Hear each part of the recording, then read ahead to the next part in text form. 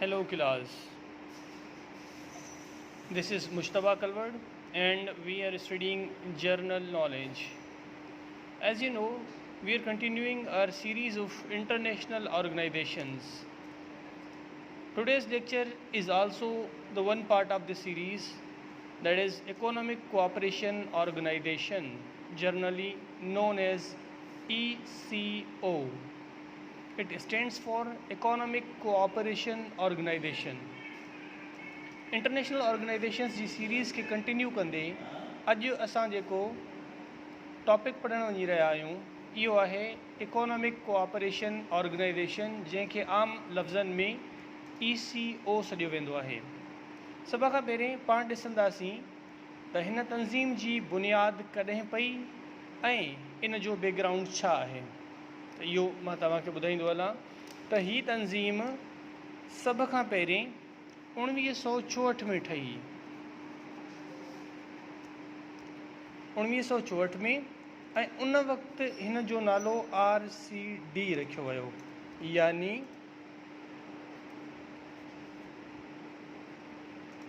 Regional cooperation for development. हिन जा founding members 3 मुल्क हुया। 3 मुल्कनि मिली करे हिन तंज़ीम जो बुनियादु रखियो। उन्हनि 3 मुल्कनि में टर्की या तुर्की, ईरान ऐं पाकिस्तान हुआ। इन्हनि 3 मुल्कनि गॾिजी करे हिन तंज़ीम जो बुनियादु रखियो, पर हीअ तंज़ीम तमामु घणो अरसो क़ाइमु न रही सघी ऐं 1979 यानी 1979 में हिन तंज़ीम खे गैर फ़ाल बणायो वियो या सस्पेंड कयो वियो। इन खे सस्पेंड करण जा मल्टीपल रीज़न्स हुआ। उन्हनि में 2 रीज़न्स तमामु अहम आहिनि। सभ खां पहिरें रीज़न आहे ईरान रेवोल्यूशन। असांखे ख़बर आहे त 1979 में ईरान में इनक़लाब आयो। इमाम ख़ामनाई जी क़यादत में इनक़लाब आयो। जेका मौजूदा रिजीम आहे उन ओवरटेक कयो ऐं शाह ऑफ ईरान जी गवर्नमेंट खे डिथ्रोन कयो वियो, उनखे फिटो कयो वियो, उनखे ख़तमु कयो वियो ऐं मौजूदा जेका ईरानी हुकूमत आहे या ईरानी जेका लॉबी जेका हिन वक़्तु रूल करे रही आहे उन ओवरटेक कयो। इन खां अलावा second reason Soviet occupation of Afghanistan.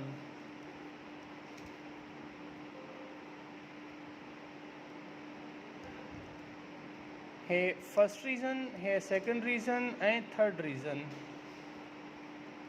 Iran Iraq war 1980 to 1988। ही टे एतिरा वॾा रीज़न्स हुआ जंहिंजे करे RCD खे कंटिन्यू न पए करे सघिजे। इन करे इन खे 1979 में सस्पेंड कयो वियो ऐं 1985 में दुबारा इन खे बहाल कयो वियो। हे जेके 3 रीज़न्स लिखिया आहिनि इन्हनि जे बारे में पाण पहिरें जे बारे में डिस्कस कयोसीं। ईरान रेवोल्यूशन जे बारे में, सोवियत ऑक्यूपेशन जे बारे में मां तव्हांखे थोरो ॿुधाईंदो हलां त सोवियत यूनियन अफ़गानिस्तान ते 1979 में अटैक कयो ऐं उन्हनि 1991 में अफ़गानिस्तान खे ख़ाली कयो। तक़रीबन 12 सालनि जी इहा जंग हुई, इहा उते हली। इन खां अलावा Iran Iraq war, Iraq Iran ते शतुल अरब रिवर आहे उन ते पंहिंजो कब्ज़ो ज़ाहिर कंदे, उन ते पंहिंजी मल्कियत जो हक़ जताईंदे ईरान इराक ते 1980 में अटैक कयो ऐं इहो 1988 ताईं इहा जंग हलंदी रही, 8 साल मुसलसल। त इहे 3 रीज़न्स अहिड़ा हुआ जंहिं हिन खिते में अनस्टेबिलिटी क्रिएट करे छॾी। जॾहिं हीउ खितो डीस्टेबलाइज़ थियो त RCD जा जेके मक़ासिद हुआ उहे पूरा न पिए थी सघिया। त इन जे करे फ़िलहालु RCD खे सस्पेंड कयो वियो टेम्पररी तौर ते ऐं इन खां बाद RCD खे ॿीहर दुबारा इन खे रीस्टोर कयो वियो 1985 में।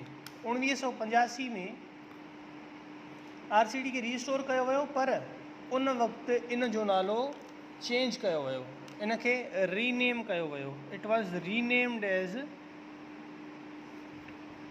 ECO यानी इकोनॉमिक कोऑपरेशन ऑर्गेनाइजेशन 1985 में। इन जो इजलास ईरान जे कैपिटल सिटी तेहरान में थियो, जिते बाक़ाइदा इन जो बुनियादु रखियो वियो। हाणे तव्हां पुछंदा, इहो ज़रूरु तव्हांजे ज़हन में सुवालु ईंदो त छा 1985 ते हालात ठीकु थी चुका हुआ? त इन जो जवाबु आहे जी बिल्कुलु, काफ़ी हद ताईं हालात ठीकु थी चुका हुआ। छो त ईरान में जेको रेवोल्यूशन आयो ऐं जेका गवर्नमेंट उते ठही, उन्हनि तक़रीबन ईरान जे हालात ते कंट्रोल हासिलु करे चुका हुआ, जंहिंजे करे उते हालात तक़रीबन नॉर्मल थी चुका हुआ। Soviet occupation in Afghanistan, Soviet union खे तमामु घणी हिते मार आई ऐं उन्हनि खे इहो अंदाज़ो थी वियो त इहा जंग असां नथा खटी सघूं। इन करे 1985 में उन्हनि हितां निकिरण लाइ नेगोशिएशन्स शुरू करे छॾिया। हिन में बि तमामु जेको आहे कमी अची वई। इन खां अलावा ईरान इराक वॉर, इहा वार बि इराक खे ख़बर पइजी वई त असां खटे नथा सघूं। त इन जे करे इराक बि पंहिंजा पोयां पेर करणु शुरू कया हुआ। इन करे हालात काफ़ी कंट्रोल थी चुका हुआ। ही टे जेके सिचुएशन्स हुयूं इहे तक़रीबन नॉर्मलाइज़ थियण जे तरफ़ वञी रहियूं हुयूं। इन करे हाणे इहा अशद ज़रूरत महसूसु कए पए वई त 1985 में हिन तंज़ीम खे वरी ॿीहर रीस्टोर कयो वञे। त अहिड़ी तरह 1985 में हिन तंज़ीम खे सेकेंड टाइम रीस्टोर कयो वियो, पर with different name. It was renamed as ECO यानी इकोनॉमिक कोऑपरेशन ऑर्गेनाइजेशन। इन खां बाद 1991 में पाण खे ख़बर आहे त सोवियत यूनियन टुटी वियो। 1988 में उनजो अफ़गानिस्तान में इनख़ला शुरू थियो, उहो निकिरणु शुरू थिया।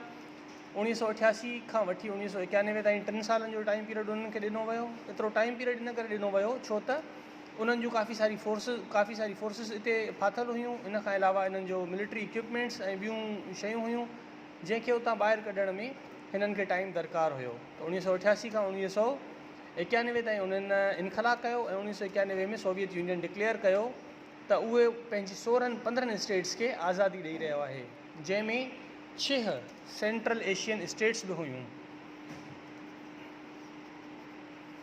6 central Asian status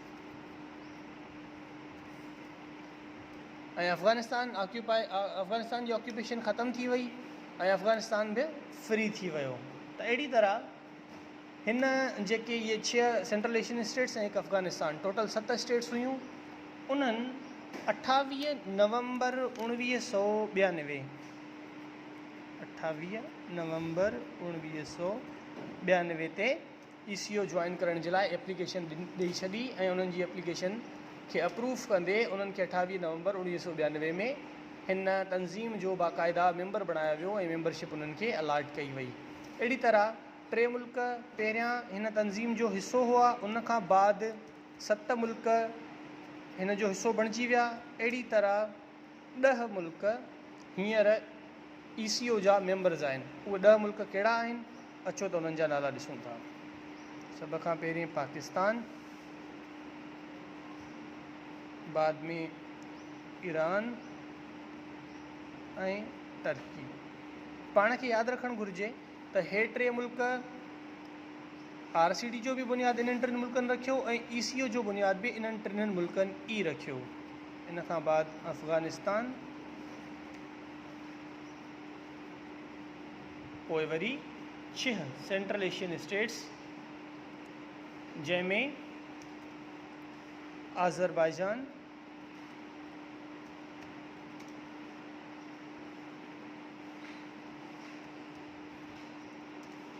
Kazakhstan,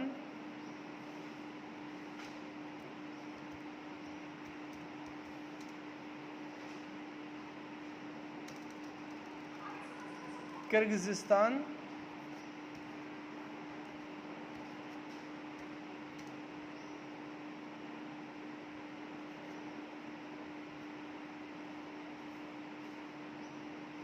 Tajikistan,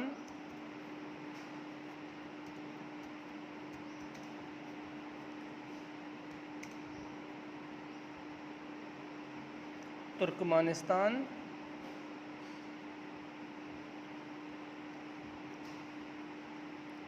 ऐं उज़्बेकिस्तान शामिल आहिनि। हिते इहो बि ॿुधाइणु ज़रूरी आहे त हिन तंज़ीम जी हिकु ऑब्ज़र्वर स्टेट बि आहे। ऑब्ज़र्वर स्टेट उहा कहिड़ी आहे? उहा आहे नॉर्दर्न साइप्रस। हिते तव्हांजे इल्म में इज़ाफ़ो कंदे इहो ॿुधाइणु ज़रूरी सम्झां थो त हिन मां जेकी सेंट्रल एशिया जूं स्टेट्स आहिनि यानी Azerbaijan, Kazakhstan, Kyrgyzstan, Tajikistan, Turkmenistan ऐं उज़्बेकिस्तान, इन्हनि 6 स्टेट्स खे कार्स बि सॾियो वेंदो आहे। CARS, कार्स यानी central Asian republics. Central Asian republics हिननि 6 स्टेट्स खे इन नाले सां पिणु सुञातो वञे थो। हीउ हुयो असांजे ECO जे लेक्चर जो पार्ट 1। पार्ट 2 में पाण हिन ते वधीक